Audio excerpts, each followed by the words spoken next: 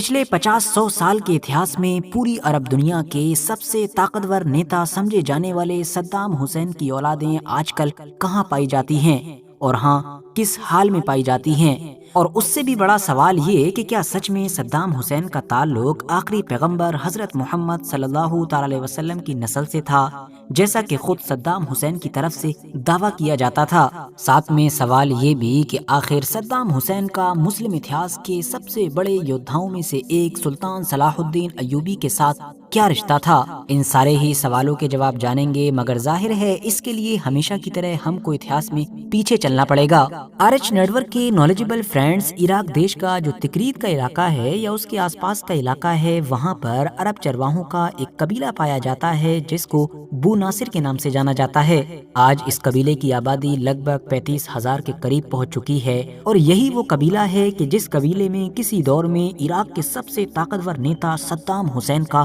جنم ہوا تھا۔ اتہاس کاروں کے مطابق عرب کے اس اہم اور مشہور قبیلے کے جو جد امجد تھے، مطلب کہ فاؤنڈر تھے، وہ احمد ناصر ابن حسین تھے، جو ایک ایسے خاندان میں پیدا ہوئے تھے کہ جس کا سلسلہ اوپر جا کر عربوں کے ہی ایک پرانے اور مشہور قبیلے بنو قحطان سے جڑ جاتا ہے۔ مگر اس سے بالکل الٹ ہم دیکھتے ہیں کہ صدام حسین نے دنیا کو حیران کرتے ہوئے اپنے دور میں اپنا ایک الگ ہی شجرہ جاری کیا تھا، اور صدام کے اس شجرے مطلب فیملی ٹری کے مطابق اس کے خود کے قبیلے کے یہ جو فاؤنڈر تھے، مطلب کہ احمد ناصر ابن حسین، یہ اوپر جا کر امام حضرت موسیٰ الکاظم سے جڑ جاتے ہیں، جو ظاہر ہے شیعوں کے مطابق ان کے 7ویں امام تھے، جبکہ نسلی طور پر ہم جانتے ہی ہیں کہ 3-4 پشتیں اوپر جا کر ان کا شجرہ ڈائریکٹ حضرت امام حسین اور پھر حضرت علی، اور پھر حضرت علی سے اوپر جا کر آخری پیغمبر حضرت محمد صلی اللہ تعالی علیہ وسلم سے جڑ جاتا ہے۔ اب یہاں پر ورتھ نوٹسنگ بات یہ بھی ہے کہ بہت سارے لوگ تو صدام حسین کے اس نبی علیہ السلام سے جڑنے والے شجرے پر یقین رکھتے ہیں،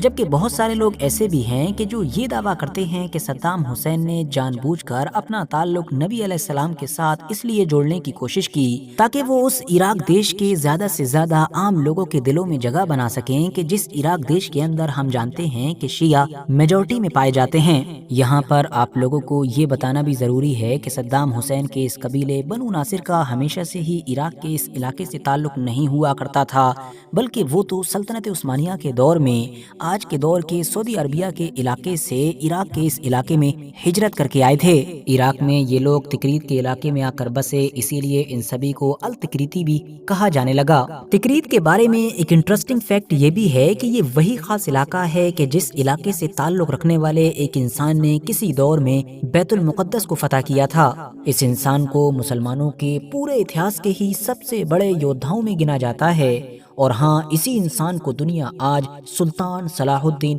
ایوبی کے نام سے یاد کرتی ہے۔ مدعے پر واپس آئیں تو سعودی عربیہ سے عراق کے اس تکریت کے علاقے میں آباد ہونے کے بعد یہ جو بو ناصر نام کا قبیلہ تھا، یہ بھی باقی بڑے قبیلوں کی طرح پھر دھیرے دھیرے بہت ساری شاخاؤں میں ڈیوائیڈ ہوتا چلا گیا، مطلب الگ الگ نسلوں کے ذریعے سے اس بڑے قبیلے کے اندر سے بھی کئی چھوٹے چھوٹے قبیلے نکل گئے، جس میں سے بھی جو سب سے طاقتور قبیلہ تھا اس کو بو خطاب کے نام سے جانا جاتا تھا، اور اسی قبیلے کے اندر ہی پھر 19ویں صدی میں جنم ہوتا ہے ایک کسان کا جن کا نام عبد المجید ہوا کرتا تھا۔ یہ ایک ایسے سادہ مزاج آدمی تھے کہ جنہوں نے پوری زندگی ہی کھیتی باڑی کرتے ہوئے تکریت کے علاقے میں گزار دی۔ ان کے یہاں پر 3 بیٹے پیدا ہوئے، حسین، حسن اور سلیمان۔ ان میں سے بھی جو سب سے زیادہ مشہور ہوئے وہ تھے حسین۔ کیوں؟ کیونکہ انہی کے یہاں پر آگے جا کر جنم ہوتا ہے صدام حسین کا۔ صدام حسین کے جو فادر تھے وہ صدام کے دادا کی طرح ہی ایک کسان آدمی ہوا کرتے تھے، جبکہ صدام حسین کی جو ماں تھیں صبح طلفہ، وہ نسلی طور پر تو صدام حسین کے خاندان اور صدام حسین کا جو قبیلہ مطلب کہ بنو ناصر تھا اس سے ہی تعلق رکھا کرتی تھیں، مگر ان کے بارے میں ایک انٹرسٹنگ فیکٹ یہ بھی ہے کہ کسی دور میں ان کے دادا نے سلطنت عثمانیہ کے خلاف اپنے چند ساتھیوں کے ساتھ مل کر بغاوت کی تھی۔ اپنے قبیلے کے طاقتور لوگوں کو اپنے جھنڈے کے نیچے جمع کر کے اس بغاوت کرنے کا مقصد یہی تھا کہ تکریت کے اس پورے علاقے کو سلطنت عثمانیہ سے چھینا جائے اور پھر اس کو ایک آزاد ریاست میں بدل دیا جائے، مگر سلطنت عثمانیہ کے حکمران سلطان عبد الحمید ثانی نے اس کا بہت اسٹرانگ جواب دیا۔ نہ صرف اس بغاوت کو کچلا بلکہ صدام حسین کی ماں صبح طلفہ کے جو دادا تھے، جو اس دور میں اس بنو ناصر نام کے بڑے قبیلے کے سردار بھی ہوا کرتے تھے، ان کو ان کے بہت سارے طاقتور ساتھیوں کے ساتھ قتل بھی کر ڈالا۔ صبح طلفہ کے دادا کے بیٹے کہ جو صبح طلفہ کے فادر تھے، وہ اپنے چند ساتھیوں اور فیملی ممبرز کے ساتھ جیسے تیسے جان بچا کر وہاں سے بھاگنے میں کامیاب رہے۔ ساتھیوں، اب صدام حسین پر واپس آئیں تو ان کا جنم 1937 میں ہوا تھا۔ قسمت کا ستم دیکھیے کہ ان کی پیدائش سے کچھ مہینے پہلے ہی ان کے فادر یا تو کہیں لاپتہ ہو گئے تھے یا پھر کسی عجیب و غریب بیماری کی وجہ سے ان کی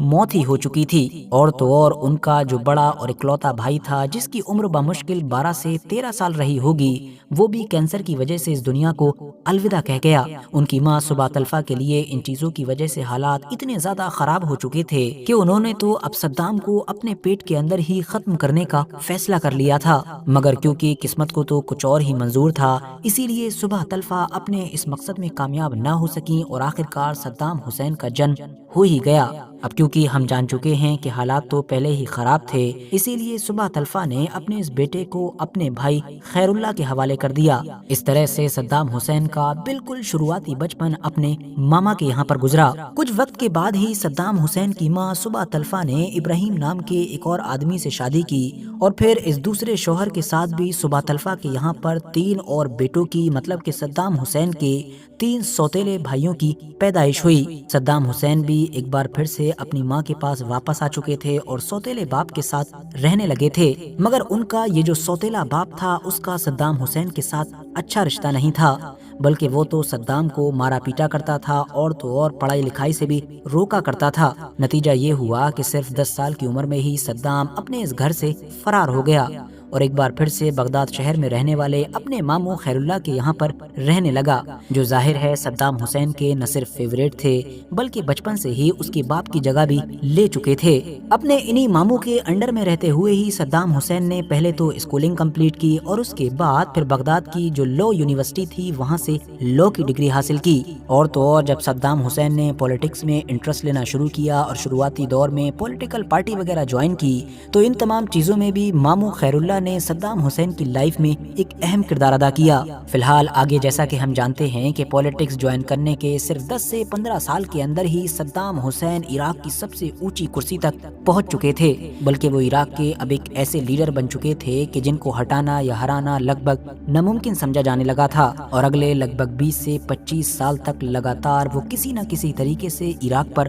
راج کرتے رہے تھے۔ ساتھیوں، صدام حسین کے سوتیلے باپ ابراہیم سے جو صدام کے 3 سوتیلے بھائی تھے ان کی بھی کہانی بڑی انٹرسٹنگ ہے۔ ان تینوں میں سے جو سب سے بڑے بھائی تھے سباوی ابراہیم، وہ دراصل صدام حسین کے دور میں عراق کی خفیہ ایجنسی کے ہیڈ ہوا کرتے تھے۔ 2003 میں جب امریکہ نے اپنے باقی طاقتور دیشوں کے ساتھ مل کر عراق کے اوپر حملہ کیا تو باقی عراقی لیڈرشپ کی طرح سباوی ابراہیم بھی کہیں غائب ہو گئے۔ امریکہ نے ان کے سر کے اوپر $1 ملین کا انعام لگایا، جبکہ 2005 میں پھر امریکہ ان کو سیریا سے پکڑنے میں کامیاب بھی ہو گیا تھا۔ 2009 میں ان کو موت کی سزا سنائی گئی، مگر جیسا کہ مانا جاتا ہے کہ ان کی موت کینسر کی وجہ سے ہو گئی تھی۔ ان کے جو 2 بیٹے تھے ایمن اور ابراہیم، وہ دونوں گوریلا فائٹرز ہوا کرتے تھے، مطلب جب امریکہ فوج عراق کو انویڈ کر چکی تھی تو صدام حسین کے باقی کچھ وفادار ساتھیوں اور قریبی لوگوں کی طرح یہ لوگ بھی امریکہ کے خلاف گوریلا جنگ کر رہے تھے۔ صدام کے 3 سوتیلے بھائیوں میں سے جو دوسرے بھائی تھے، مطلب کہ برزان، وہ صدام حسین کے بہت قریبی صلاح کار ہوا کرتے تھے۔ 2007 میں ان کو بھی پھانسی دی گئی تھی، مگر ان کے بارے میں مشہور ہے کہ جب پھانسی پر چڑھانے کے باوجود بھی ان کی جان نہیں نکلی تھی تو پھر ان کا سر بھی قلم کر دیا گیا تھا۔ جبکہ جو تیسرے بھائی تھے وتبان، وہ بھی صدام حسین کی گورنمنٹ میں انٹیریئر منسٹر ہوا کرتے تھے۔ ان کو بھی 2003 میں امریکہ نے قید کر دیا تھا اور پھر 2015 میں قید کے دوران ہی ان کی موت ہو گئی تھی۔ اب صدام حسین کے چاچا حسن اور ان کے بچوں کے بارے میں بات کی جائے تو ان کے ایک بیٹے کا نام علی حسن تھا، اور یہی صدام حسین کے وہ چچیرے بھائی تھے کہ جن کے اوپر یہ الزام لگایا گیا تھا کہ انہوں نے صدام حسین کے اشارے پر عراق کے اندر کرد لوگوں کے اوپر کیمیکل ویپنز کا استعمال کیا تھا اور ان کی نسل کشی کرنے کی بھی کوشش کی تھی، اور اسی الزام میں ہی ان کو بھی 2007 میں پھانسی کے پھندے پر چڑھا دیا گیا تھا۔ صدام حسین کے چاچا حسن کے ایک اور مشہور بیٹے کا نام کامل حسن بھی ہوا کرتا تھا، اور یہی وہ بیٹا تھا کہ جو دراصل آگے چل کر صدام حسین کے لیے ہی مصیبت بن گیا تھا۔ دراصل صدام حسین نے اپنی دو بیٹیوں مطلب کہ رغد حسین اور رانا حسین کی شادی اسی کامل حسن کے دو بیٹوں مطلب کہ حسین کامل اور صدام کامل سے کروا دی تھی، مگر ایک وقت ایسا آیا کہ جب کامل حسن کے یہ دونوں بیٹے اپنی پوری فیملیز مطلب کہ صدام حسین کی بیٹیوں کے ساتھ ہی جارڈن بھاگ گئے، اور وہاں جاتے ہی ان لوگوں نے امریکہ کی خفیہ ایجنسی CIA اور برٹین کی خفیہ ایجنسی MI6 کے ساتھ کام کرنا شروع کر دیا۔ ان کو عراق سے ریلیٹڈ بہت ساری خفیہ جانکاریاں بھی دیں، اور تو اور میڈیا کے سامنے آ کر بھی عراق کے بارے میں نہ جانے کون کون سے خلاصے کیے یا پھر جھوٹے سچے دعوے کر ڈالے۔ دوسری طرف 1996 میں صدام حسین نے ان دونوں ہی بھائیوں کو یہ یقین دلایا کہ اگر یہ اب عراق میں واپس آ جائیں گے تو ان کو معاف کر دیا جائے گا، لیکن جیسے ہی یہ دونوں بھائی عراق میں واپس آئے ان کو اریسٹ کر لیا گیا۔ سب سے پہلے تو ان کو صدام حسین کی دونوں بیٹیوں کو طلاق دینے پر مجبور کیا گیا، اور اس کے بعد ان دونوں کو عراق دیش کا غدار گھوشت کرتے ہوئے قتل بھی کر دیا گیا۔ اب خود صدام حسین کی پرسنل لائف کے بارے میں بات کی جائے تو صدام حسین نے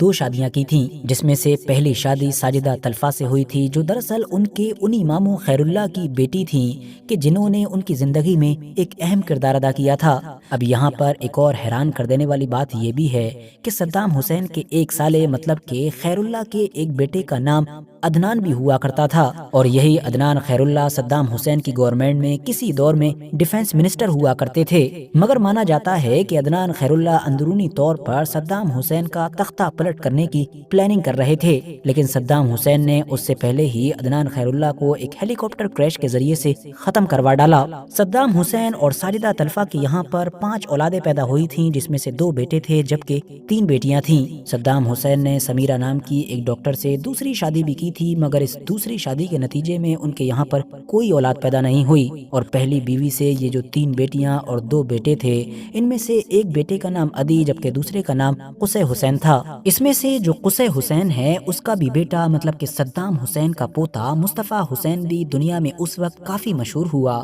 کہ جب اس نے صرف 13-14 سال کی عمر میں امریکہ جیسی ایک خطرناک فوج کے سامنے ایک انکاؤنٹر میں کئی گھنٹوں تک فوج کا مقابلہ کیا۔ ایون باری باری سے مصطفیٰ حسین کے فادر قصے اور اس کے انکل عدی کو بھی ختم کر دیا گیا تھا، لیکن مصطفیٰ حسین آخری دم تک امریکن فوج کے اوپر گولیاں چلاتا رہا تھا۔ اب 13-14 سال کے مصطفیٰ کی تو اپنے فادر اور انکل کے ساتھ امریکہ کے خلاف لڑتے ہوئے وہیں پر موت ہو گئی تھی،